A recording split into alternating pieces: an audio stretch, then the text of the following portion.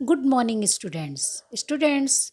आपकी ये वीडियो भी कंटिन्यू वाक्य ही होगी, तो वीडियो स्किप करके नहीं देखिएगा, तभी आपको पूरा अच्छे से समझ में आ जाएगा।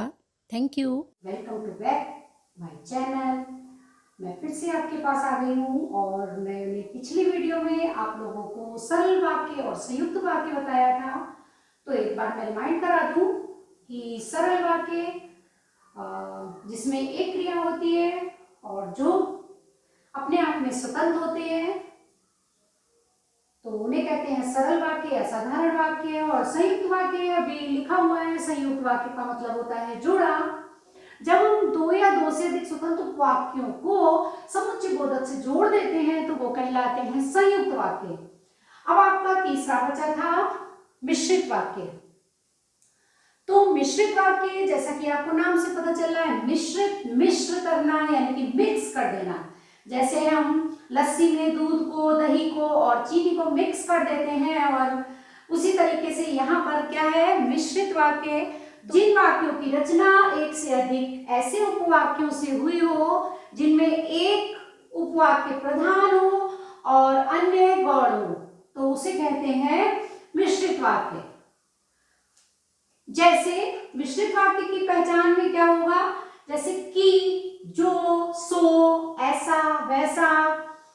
क्यों? क्योंकि मिश्रित वाक्य जो होता है वो प्रधान वाक्य से रिलेट करता है।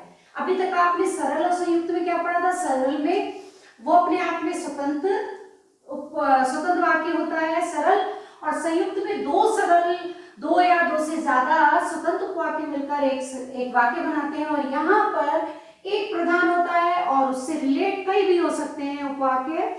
तो रिलेट किस किस से होंगे? कि से, जो से, सो से, जैसा वैसा, जिसे उसे, ऐसा जो, वही, यदि, तो। ठीक है। तो एक चीज और मैं याद दिला दूं, मैंने आपको बताया था कि संयुक्त वाक्य में जो समुच्चय बोधक का होता है समानाधिकरण, उससे जो वो कंजक्शन वर्ड लगते हैं समानाधिकरण वाले, यानी कि और, तथा। और मिश्रित में व्यधिकरण वाले। तो इस तरीके से आप पद परिचय के लिए समानाधिकरण और व्यधिकरण भी समझ लीजिए। तो व्यधिकरण में क्या होता है, जो एक दूसरे एक प्रधान उपवाक्य दूसरे अन्य उपवाक्यों से संबंध रखता हो। कैसे? जैसे जैसे समझिए उदाहरण, जैसे ही शाम हुई बिजली चली गई। जैसे ही शाम हुई बिजली चली गई। तो यहां पर प्रधान वाक्य क्या है? क्या है? बिजली का जाना। बिजली का जाना, तो बिजली कब गई? जब शाम हुई। ठीक है। तो एक चीज और समझ लीजिए इसके लिए, जब आप इससे क्वेश्चन करेंगे बिजली कब गई, तो जो आंसर है वो आश्रित है और जो क्वेश्चन है वो प्रधान है। जो आंसर है वो आश्रित है और जो क्वेश्चन है वो प्रधान है। ये चीज समझ लीजिएगा। तो क्या है? जैसे ही शाम हुई बिजली चली गई। तो बिजली कब गई? कब गई? तो बिजली चली गई। तो ये होगा तुम्हारा प्रधान और ये होगा आश्रित। ठीक है। और अब आता है इसमें ही मिश्रित वाक्य में उपवाक्य आते हैं, क्योंकि अभी तक आपने पढ़ा था उसमें सरल में और संयुक्त में नहीं थे। और मिश्रित में उपवाक्य आएंगे। तो उपवाक्य के भेद कितने होते हैं मैंने ये लिख दिए हैं पहले से ही, क्योंकि तुरंत लिखने से आपका समय भी ज्यादा होता है और वीडियो भी लंबी हो जाती है। तो मैंने पहले से ही यहाँ पर मेंशन कर रखा है। तो कितने होते हैं भेद? 3 होते हैं। उपवाक्य के 3 भेद होते हैं। कौन कौन से? संज्ञा, विशेषण और क्रिया विशेषण। ये 3 भेद होते हैं इसके। सबसे पहले हम आते हैं संज्ञा में। ये सब उपवाक्य हैं। संज्ञा उपवाक्य, विशेषण उपवाक्य और क्रिया विशेषण उपवाक्य, ये तीनों उपवाक्य हैं। तो जो संज्ञा का कार्य करे इसमें की का प्रयोग होता है। और इसकी डेफिनेशन समझ लीजिए, जो उपवाक्य प्रधान वाक्य की किसी संज्ञा या संज्ञा पदबंधों के स्थान पर प्रयुक्त हो, किसी संज्ञा या संज्ञा पदबंधों के स्थान पर प्रयुक्त हो, उसे कहते हैं संज्ञा उपवाक्य। जैसे उदाहरण देखिए, मैं चाहता हूं कि तुम शिक्षक बनो। तो मैं चाहता हूं कौन है? संज्ञा, कि तुम शिक्षक बनो, यहां पर्सन है। तो कि तुम शिक्षक बनो, तो यहां पर की से जोड़ा और ये है संबंधित, तुमको शिक्षक बनाना है, तो यहां पर संज्ञा उपवाक्य हो गया। फिर क्या है दूसरा? ऐसा लगता है कि कोरोना अभी गया नहीं। तो ये सच्चाई है कि कोरोना अभी गया नहीं है, कोरोना कहीं नहीं गया था, बस हमको थोड़ा सा सुरक्षित रहना है। तो ऐसा लगता है नहीं, ये सच है, ये तो मैं अपनी तरफ से बोल रही हूँ, लेकिन यहाँ पर एग्जाम्पल क्या है? ऐसा लगता है कि, तो यहाँ पर की शब्द क्या है? वो संज्ञा उपवाक्य है। ठीक है, इतना आपको समझ में आया संज्ञा उपवाक्य की सबसे बड़ी पहचान है कि उसमें की शब्द आपको दिख जाएगा। अच्छा, एक चीज और, मैंने आपको बताया कि मिश्रित में दो होते हैं, प्रधान वाक्य और प्रधान एवं आश्रित, ये दो होते हैं। एक प्रधान होता है और बाकी आश्रित होते हैं। तो प्रधान और आश्रित की आप पहचान कैसे करोगे, थोड़ा सा और समझ लेना। प्रधान की क्रिया मुख्य होती है, जो प्रधान वाक्य होता है उसकी क्रिया मुख्य होती है, लेकिन जो आश्रित होता है, आश्रित उपवाक्यों की शुरुआत हमेशा कंजक्शन वर्ड यानी कि जो, सो, इनसे होती है। तो ये आपकी पहचान है आश्रित। तो यहां पर की से शुरुआत हुई, तो कोरोना अभी गया नहीं, तो ये क्या है? ये आश्रित है। और ऐसा लगता है, ये क्या है? ये प्रधान है। ऐसे ये समझ लीजिए, मैं चाहता हूं, ये क्या है? प्रधान है। और तुम शिक्षक बनो, ये क्या है? आश्रित है। क्यों? मैंने अभी यहाँ पर आपको बताया, आश्रित उपवाक्यों की शुरुआत हमेशा की, जो, यदि, जैसे, इन चीजों से होगी। ठीक है, विशेषण उपवाक्य किसे कहते हैं?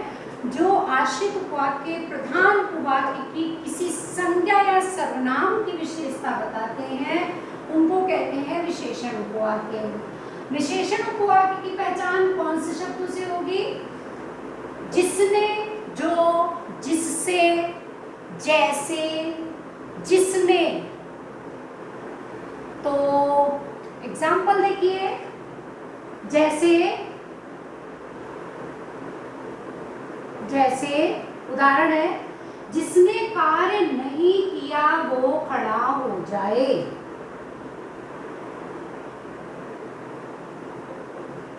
जिसने कार्य नहीं किया, तो यहां पर क्या है?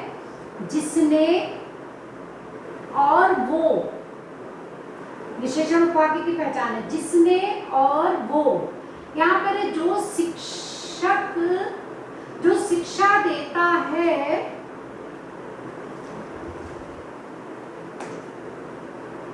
जो शिक्षा देता है वह गुरु है। तो यहाँ पर जो और वो, या जो नीले रंग की शर्ट पहने हैं वह बच्चा कहाँ है, तो यहाँ भी हो गया जो और वह। फिर आता है, आप जिसे ढूंढ रहे हो वह चला गया, तो यहाँ जिसे और वह। तो आई होप आप विशेषण समझ में आ गया होगा। अब मैं बताती हूँ आपको क्रिया विशेषण। तो क्रिया विशेषण में पहले आपको क्रिया विशेषण अच्छे से बता चुकी हूँ, तो आपको याद होगा, मैंने पद परिचय में आपको बताया था। तो क्रिया विशेषण की, इसमें क्रिया विशेषण उपवाक्य की डेफिनेशन समझ लीजिए। जो आश्रित उपवाक्य क्रिया उपवाक्य की विशेषता बताते हैं, सीधी सी बात है, जो क्रिया की विशेषता बताता है वो क्रिया विशेषण कहलाता है। और जो आश्रित उपवाक्य क्रिया उपवाक्य की विशेषता होता है, क्योंकि उपवाक्य से मिलकर ही बनता है ये मिश्रित उपवाक्य। मिश्रित वाक्य तो जो आश्रित उपवाक्य क्रिया उपवाक्य की विशेषता बताए, इसे काल, स्थान, रीति, परिमाण, परिणाम, इन चीजों का पता चलता है। जो काल, रीति, काल यानी कि समय कब हुआ, और स्थान यानी कि कहाँ, और रीति तरीका होता है, और क्या होता है, परिमाण यानी कि मात्रा, परिणाम यानी कि हेतु, फल, जो इनको दर्शाता है वह क्रिया विशेषण कहलाता है। इनकी पहचान के लिए कौन कौन से शब्द होते हैं ज्यादातर? जहां, जैसा, ज्यों तो, यद्यपि, तथापि, ये पेयरिंग वर्ड्स होते हैं कि यद्यपि वर्षा नहीं हुई, तथापि सूखा पड़ गया, या यद्यपि तू पहलवान है पर जीत नहीं सकता। ठीक है, तो ये पेयरिंग वर्ड्स में आते हैं, जैसे जब, तब। तो क्या है, उदाहरण के लिए, जब वह घर पहुंचा तब वर्षा हो रही थी, क्या वह लड़का जहां खड़ा है कड़ी धूप है। तो यहाँ पर वहां नहीं लिखा है, लेकिन ये अंडरस्टूड है, वह लड़का जहां खड़ा है वहां कड़ी धूप है। फिर आप वैसा करें जैसा मैं कहूं। फिर है, वह उतना ही थकेगा जितना दौड़ेगा, उतना और जितना, ये पेयरिंग वर्ड्स में आते हैं। यद्यपि तू पहलवान है फिर भी तू जीत नहीं सकता, तो यहाँ पर यद्यपि और फिर भी या तथापि। तो आपको विशेषण भी समझ में आ गया होगा और आपको क्रिया विशेषण भी समझ में आ गया होगा। अब देखिएगा, वाक्य परिवर्तन मैं आपको बताऊंगी। वाक्य परिवर्तन एग्जाम में बदलने को भी आता है, और जैसे भी आएंगे एमसीक्यूज भी आएंगे, तभी आपको पढ़ना पूरा पड़ेगा। एमसीक्यूज भी आप ऐसे नहीं कर सकते हैं। तो वाक्य परिवर्तन के लिए देखिए, साधारण वाक्य, अच्छे छात्र मेहनती होते हैं। अगर इसका बदलने को आ गया, मिश्र में बदलिए तो क्या होगा, जो छात्र अच्छे होते हैं वो मेहनती होते हैं। तो किससे हो गया ये, जो और वो से, मिश्र में बदल दिया हमने। फिर है, वह कपड़े खरीदने बाजार गया। तो ये क्या है, ये है साधारण वाक्य। इसको जब हम मिश्र में बदलेंगे तो क्या होगा, उसे कपड़े खरीदने थे इसलिए वह बाजार गया। ठीक है, और ये आपका संयुक्त में बदल सकता है, क्या, वह बाजार गया और कपड़े खरीदे। तो ये हो जाएगा तुम्हारा संयुक्त में। अब आते हैं, फिर आता है सरल वाक्य, क्या, आप खाना खाकर आराम करो। अगर इसको आप संयुक्त में बदलोगे तो क्या होगा, आप खाना खाओ और आराम करो। ठीक है, तो ये संयुक्त में बदल जाएगा। सूर्यास्त होने पर अंधेरा हो गया, तो सूर्यास्त हुआ और अंधेरा हो गया, या इसलिए अंधेरा हो गया। दो अलग अलग सेपरेट बन जाएंगे, यहाँ चारों एक ही सेपरेट सेंटेंस है। अब बताइएगा, यदि आप घर आए तो मैं भी आऊंगा, ये कौन सा वाक्य है, ये है मिश्रित वाक्य। क्यों, क्योंकि यहाँ पर यदि भी लगा है तो भी लगा है। तो ये है आपका मिश्रित वाक्य, और इसको संयुक्त में बदलोगे तो क्या होगा, आप घर आए और मैं भी आऊंगा। ठीक है, ये होगा आपका संयुक्त। तो आई होप आप लोगों को संयुक्त, सरल, मिश्र सब बदलने के लिए भी आ गए होंगे। और एक चीज और आएगी, कोई भी उपवाक्य का सेंटेंस होगा तो उससे पूछेंगे ये कौन सा उपवाक्य है। तो मान लीजिए हम इसमें आते हैं, यदि आप घर आए तो मैं भी आऊंगा। थैंक यू सो मच, और वीडियो आप पूरी देखिएगा, स्किप करके नहीं देखिएगा, तभी आपको समझ में आएगा। अगली वीडियो वॉच।